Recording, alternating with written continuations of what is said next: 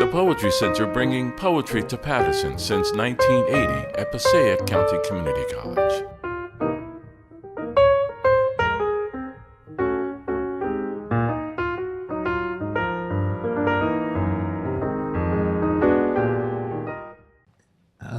I was pleased that I was able to introduce Sharon Kennedy-Nolle. I regard her as a heroic survivor of academic life, and in particular graduate school. She is one of the few people I know who managed to survive getting a PhD at the University of Iowa and still is able to write a poem.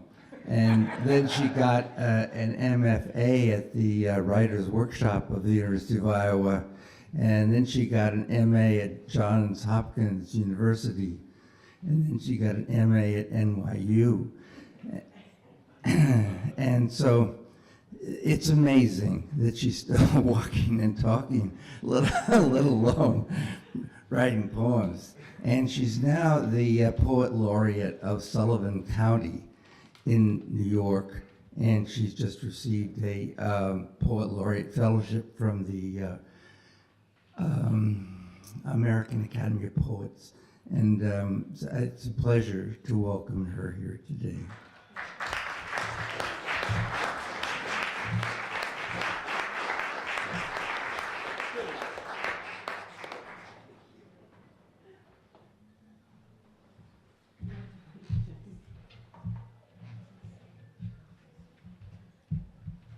Well, I don't know quite what to say to that introduction. Thank you.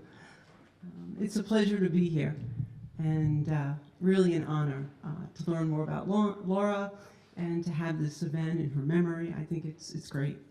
So I'm going to read you some poems from my manuscript, Not Waving, the lines from Stevie Smith's I'm Not Waving, I'm Drowning. Most of the poems in the book concern my oldest son. Better to say nothing. Can you hear me okay? Maybe a little lower, maybe a little, thanks. That's good, maybe a little higher. Okay. Thanks, Ken. 10-year-old you sealed your mouth shut with duct tape. Battleship gray. Strips enough to patch a corsair. You otherwise engaged with books and b-ball, miming Emmett Kelly's sad smile, and making layup after layup.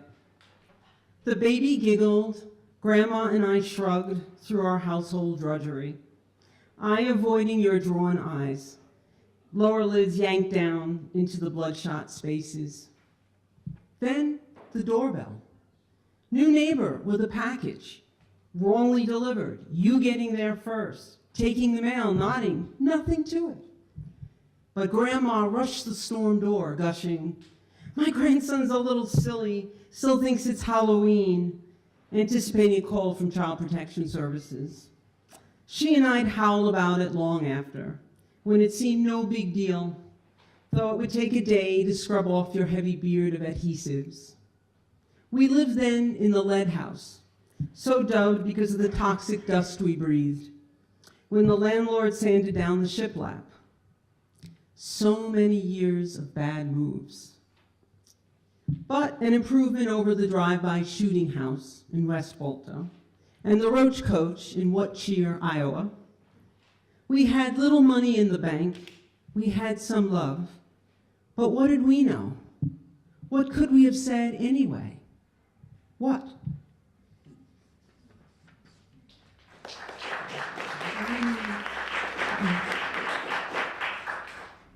Slivers.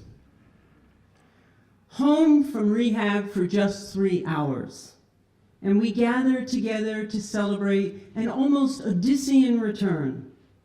Grandma asks how you like your homecoming dinner. You say you don't at all, slurring enough to let me know something else is amiss. We later found the stolen vanilla extract bottles, about 3,000, enough to make about 3,000 cakes. but you deny everything. Climbing on the dining room table, stepping right through the lasagna, flattening the salad, belt in hand, slashing at us, brandishing against the chandelier's teardrops. I dimly hear the Waterford shatter, in tinkling intervals a glass shower. You, a little King Kong, as we keep begging with you to please get down. You eventually do with the chandelier, from which you had just tried to hang yourself. 6 months later, you're in a place where they don't allow even zippers. No handles on the sinks. Everything you now own donated. The dining room has been restored, but there's still so much missing. Crystal splinters under our nails. Not remembering, you shrug it off, the way a dog shakes off a dip.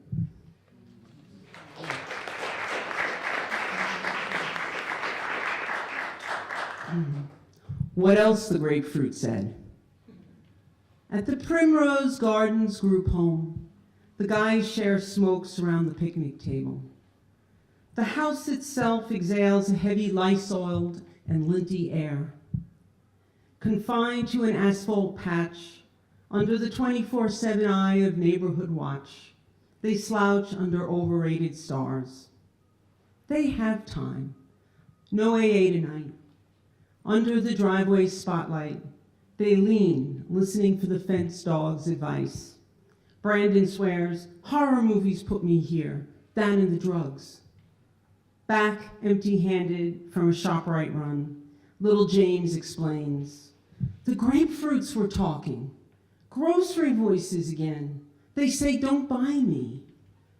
Never mind the ice pick in somebody's eye that sent him up. Inside, the house hums clean as the dryers tumble on cycle fluff. They're like 7 Snow Whites, worn out after another day of scrubbing, mopping, vacuuming, as if conscience could be cleared by a good once-over and a well-made bed. Con on all counts, I'm here to see my son, the witch's apple of my eye. But they all greet, hiya, mama, mama. Big Eric wails, when you gonna bake that lemon meringue? I lie easily, promising next time, next time.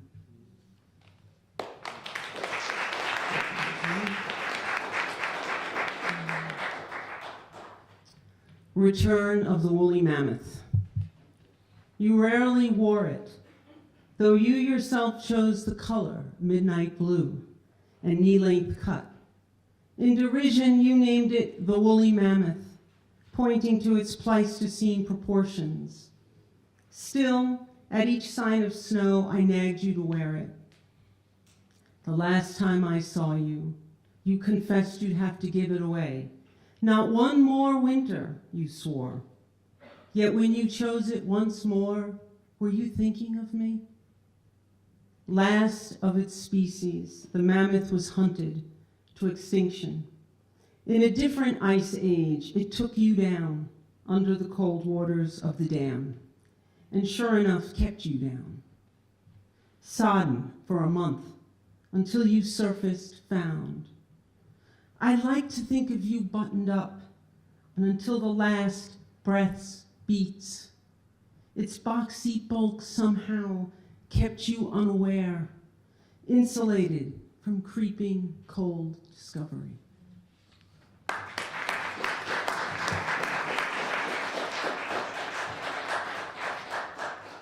Spring break.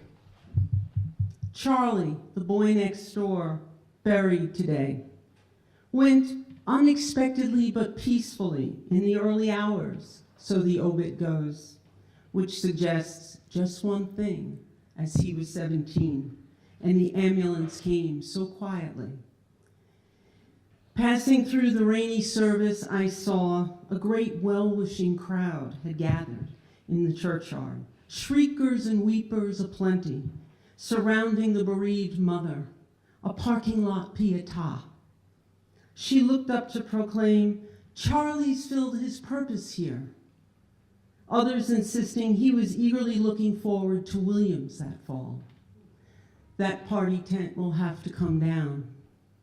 From behind my curtains, a parade of cars and casseroles keeps coming up their driveway. Am I bitter that our oddball family had no such thing when our son had done the same? Not long after our disaster, smoke poured from their house. Gas oven about to blow. We danced on our porch, Romans eager for some amphitheater sport. When nothing happened, we felt downcast, bedeviled. Why were even the not-so-nice families spared while we hung black crepe on our Christmas wreath? In the green insult of the spring, none bloomed from the store-bought daffodil bouquet. Dried, yellowed wisps, like pinched wasp wings, I kept them hovering in cloudy water, and after all was done, even smiled in their direction.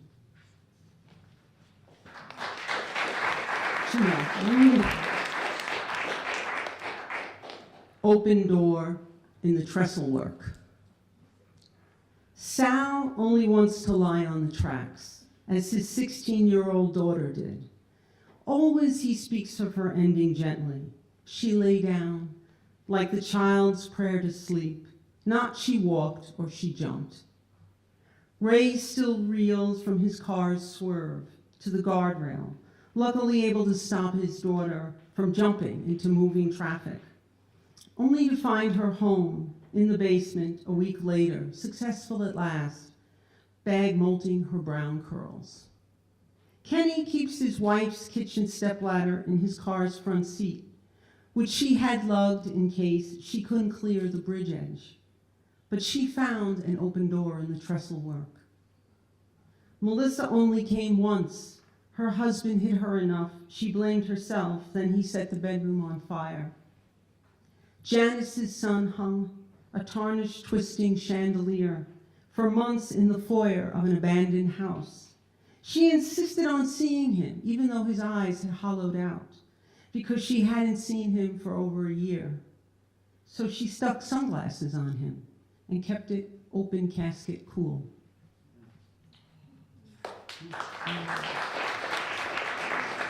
The last one.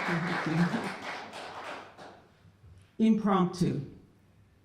Listening to your brother Warren play another Chopin etude, Aeolian harp. And dear God, there you are. In jeans, old plaid shirt, at ease, beside him on the bench. Mild-mannered, encouraging him. Once so jealous he got the lessons you'd show us all. You two teaching yourself for Elise. I stammer, but you're unable to get that lead word said. You reply, it's all right, Mom. I can stay. Dinner and even the weekend. Leaving me so stupidly pleased. I can wake and stay pleased.